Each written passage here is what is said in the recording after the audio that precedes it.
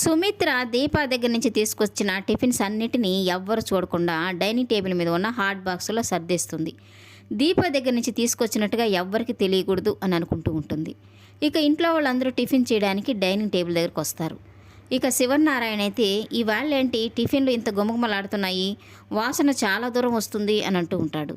ఇక పారిజాతం అయితే నేను వంట చేసేటప్పుడు మీరు ఎప్పుడైనా ఈ మాట అన్నారా అని అంటూ ఉంటుంది. ఇక శివనారాయణ నువ్వు వంట చేస్తే ఆకలి ఆత్మహత్య చేసుకుంటుంది అని అంటుంటే, ఇక పారిజాతం అయితే మీరు ఆ మాట అన్నారు కాబట్టి నేను వంట చేయడం మొదలు పెడతాను అని అంటూ ఉంటుంది. ఇక శివనారాయణ నువ్వు ఎప్పుడు వంట చేస్తావో చెప్తే ముందు రోజు నా కోడల చేత వండించుకొని కడుపు నిండా తింటాను, నీ వంటకి శ్రద్ధాంజలి ఘటిస్తాను అని అంటూ ఉంటాడు. ఇక ఇంట్లో వాళ్ళంతా నవ్వుకుంటూ ఉంటారు. ఇక దశరథ్ అయితే సుమిత్రని నువ్వు కూడా కూర్చో సుమిత్ర, టిఫిన్ చేద్దామంటుంటే ఇక సుమిత్ర అయితే మీరు తినండి, నేను మీ అందరికీ వడ్డిస్తాను, తర్వాత తింటాను అని చెప్తూ ఉంటుంది. ఇక టిఫిన్ చేస్తూ ఉన్న దశరథ్ అయితే టిఫిన్స్ ఇవాళ చాలా టేస్టీగా ఉన్నాయి నాన్న, చట్నీ కాంబినేషన్ అయితే సూపర్గా ఉంది అని అంటుంటాడు. ఇక శివనారాయణ అయితే అవును కొత్తదనం తెలుస్తూ ఉంది అని తనంటూ ఉంటే, ఇక జోష్న అయితే ఇలాంటి టిఫిన్స్ ఈ టేస్ట్ మన ఇంట్లో ఇంతవరకు ఎప్పుడు రాలేదు కదమ్మా అని వాళ్ళ అమ్మతో అంటూ ఉంటుంది.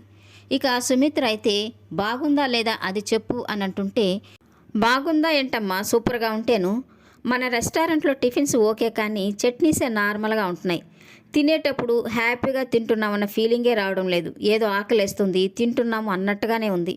ఇదే టిఫిన్స్ మన రెస్టారెంట్లో పెడితే కస్టమర్స్ ఫుల్ సాటిస్ఫై అవుతారు, ఏమంటావు తాత అని తనని అడుగుతూ ఉంటుంది.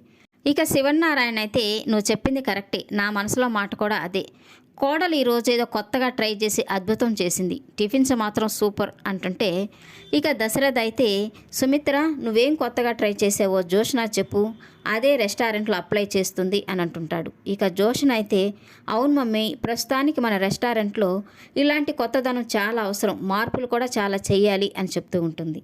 ఇక సుమిత్ర అయితే ఈ టిఫిన్స్ అన్నీ మీకు నచ్చాయన్నమాట, వీటికి రెస్టారెంట్ స్థాయి ఉందంటారా అని అంటుంటే, ఇక జోష్న అయితే రెస్టారెంట్లో కూడా ఈ టేస్ట్ ఉండడం లేదు మమ్మీ, మన రెస్టారెంట్లో కూడా ఇదే క్వాలిటీ ఇదే టేస్టీగా టిఫిన్స్ ఉండేలాగా ప్లాన్ చేయాలనుకుంటున్నాను అని చెప్తూ ఉంటుంది.